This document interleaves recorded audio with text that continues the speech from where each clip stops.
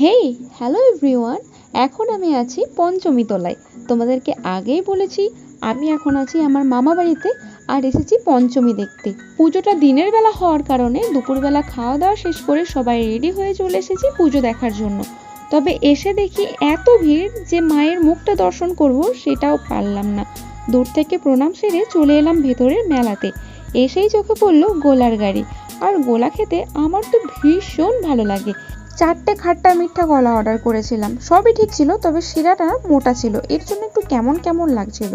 এটা খাওয়ার পরে ভাবলাম যাই এবারে গিয়ে অন্তত মায়ের মুখটা দর্শন করি, কিন্তু সেটাও হলো না। দেখো কতখানি ভিড়।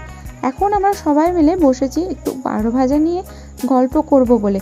বেশ জমিয়ে কয়েক ঘন্টা গল্প করলাম খাওয়া দাওয়া করতে করতে। বাড়ি ফেরার পথে দেখি এখন তো সব ফাঁকা হয়ে গেছে। চলো তোমাদের মায়ের মুখটা দেখিয়ে আনি। দেখো দেখতে পাচ্ছ কিনা, ওই যে দূরে গাছের তলায়